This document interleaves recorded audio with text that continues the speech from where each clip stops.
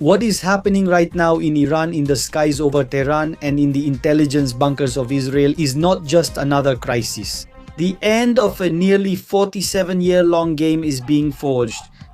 The Middle East board isn't just shifting, it's breaking. And meanwhile, the international press is focusing on all the drama triggered by the capture of Nicolas Maduro. Here in Israel, there are signs very similar to those that appeared just before the 12 Days War in June, ahead of the imminent attack on Iran. I'm Ari, and today we're going to get right to the heart of the matter. We're going to talk about what the Ayatollah regime is trying to hide with blood, fire, and technological blackouts. And pay attention because I'm going to tell you the details of the Ayatollah's escape plan, which was leaked by the Iranian Guard, which shows that things are really bad over there.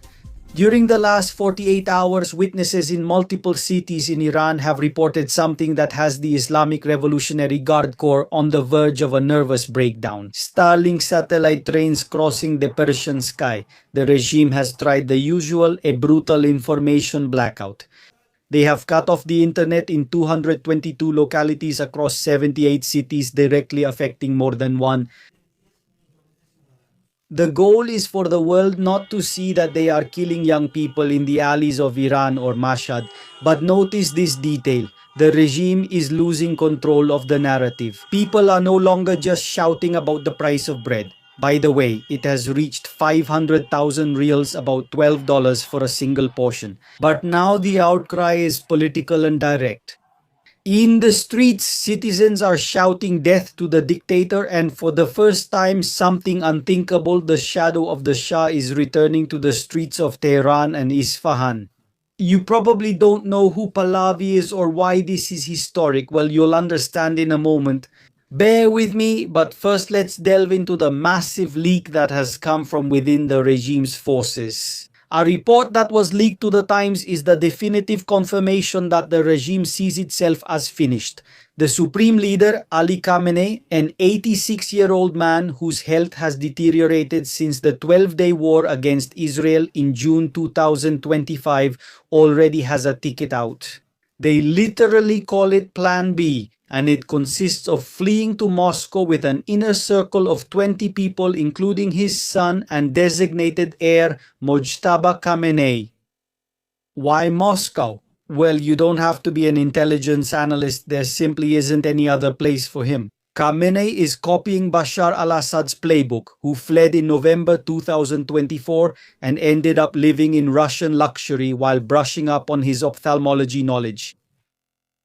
But unlike Assad, Khamenei is taking a war booty that insults any Iranian who goes hungry. $95 billion, that is at least the value of Setat, the network of assets and semi-state foundations that the Ayatollah manages with complete autonomy. That's not counting what is unknown.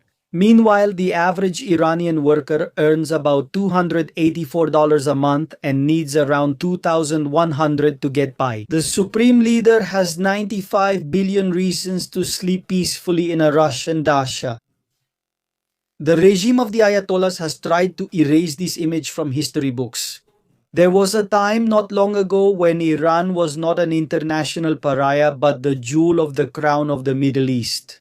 Many young people today don't know this, the same ones we saw at countless pro-Palestinian protests. And in 1977, just before theocratic darkness descended, Iran ranked 18th among the world's largest economies. Just to give you an idea, the Iranian economy was 26% larger than Turkey's and surpassed South Korea's by 65%.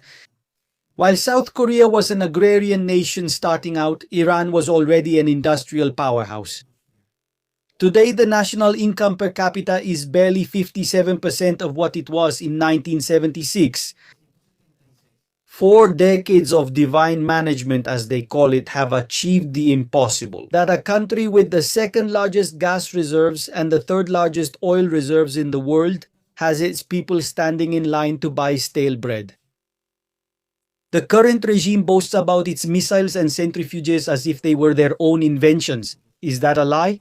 Iran's nuclear program began in 1959 under the Shah with the support of the United States and Europe. By 1974, the Shah had already founded the Atomic Energy Organization of Iran and had plans to generate 23,000 megawatts of electricity. Iran was not seeking bombs at that time, it wanted to be the energy supplier for the entire continent. In the automotive sector, the Iran Khodro plant produced the famous Paykan, becoming an assembly center that exported to the region. The cities were designed with European urban plans, modern highways, and an infrastructure that today is simply falling apart due to lack of maintenance. For example, just look at Venezuela. This is where the contrast hurts the most. Under the monarchy, Iranian women gained the right to vote in 1963 long before other countries in the region did. Not only were they free to dress as they wanted, miniskirts in Tehran were common, but they also held positions as ministers, ambassadors, judges, and police officers. The Family Protection Law of 1967 gave them the right to divorce and raised the minimum marriage age to 18. Keep this in mind. What did the Ayatollah regime do when they came to power? The first thing they did, among many others, was to abolish exactly that law, lower the marriage age for girls, and force them to marry at a very young age. To cover themselves from head to toe, under penalty of prison or death, they went from being leading citizens to being property. Folguera Agreement power. Khamenei's regime didn't come to save Iran from imperialism as they claimed. It came to hijack a modern nation and turn it into a military base. From there, the Islamic ideology is financed and exported, which is now infiltrating and consuming half of Europe and even South America. The same one that so-called progressives defend and cheer for under ideological mantras like Free Palestine. Do they really have no idea what they're talking about? What we see today in the streets of Iran, people asking for the return of the Pahlavis, isn't that just empty nostalgia? We're talking about the current heir of the Shah, Mohammad Reza Pahlavi, who was overthrown by the Iranian Revolution in 1979, and which led to the current regime of Islamic theocracy, which took 47 years to destroy one of the richest countries in the Middle East. But what we now see in Iran is a people realizing that their future was stolen from them, realizing how happy they used to be. They have transformed the country that used to compete with Western powers into a survival regime that spends the few resources it has left on funding surveillance satellites and militias abroad. Meanwhile, their own people dream of becoming what they once were, free, prosperous, and human. Yes, we talk, but this is where things get even more complicated. Here in Israel, the rumors aren't about whether there will be a response, whether there will be an attack, but about when that final attack will be launched. There is a very strong current in the security cabinet that supports the strategic preemptive strike. The logic is called a regime in survival mode is the most dangerous. If Khamenei feels the ground is sinking beneath him, he won't hesitate to launch his ballistic missiles, which is seen here in Israel as a direct provocation. Notice the regime's banners in Tehran saying it will happen again, displaying maps of attacks on Israel's air bases. They're not just propaganda, it's a direct threat from the regime against Israel. Are they making it public? That's why in the halls of the Israel Defense Forces, they're talking about a window of opportunity that's closing. The paralysis of the Revolutionary Guard, which is more focused on entering universities under the pretext of protecting martyrs' graves, all of that had to be explained in order to suppress students. This is the moment that many here consider ideal to neutralize once and for all Iran's nuclear and missile infrastructure. This is not a war of choice, it's a preemptive defense. Iran's desperation does not remain. It has become public that Israel has had to directly alert the new Syrian government led by Ahmed al-Shara about an Iranian plot to assassinate him. If Iran is trying to eliminate the new Syrian leader to provoke chaos and regain control of the land corridor to Lebanon, this gives us an idea of how low they've sunk. Are they willing to assassinate their former allies just to avoid losing their regional influence? I know what many of you are thinking, Ari, but the Iranian regime has 1,000 lives. It seems like a cat. They always say it's going away, but it's still there. It's true, but we've never seen this level of internal disconnection before. What's happening right now in Iran is unprecedented. The magnitude of the protests is such that the regime has had to resort to these massive internet shutdowns across the country. However, people still have internet. How is this possible? Well, as I mentioned at the beginning, because Starlink has moved ahead and positioned its satellites over Iran, this is allowing Iranians to stay connected and coordinate through the networks. And of course, to win the narrative war.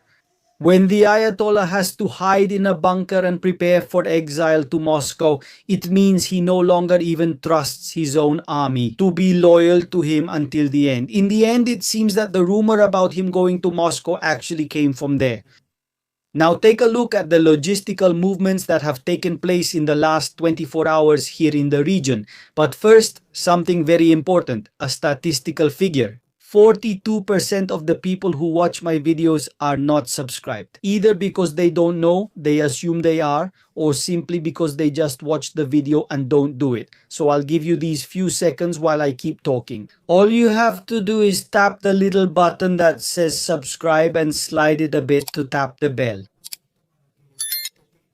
And with that, you'll know when I upload a new video. So stay tuned to everything that's happening here in Israel, in the region with Iran. And all of this, which honestly is very, very delicate.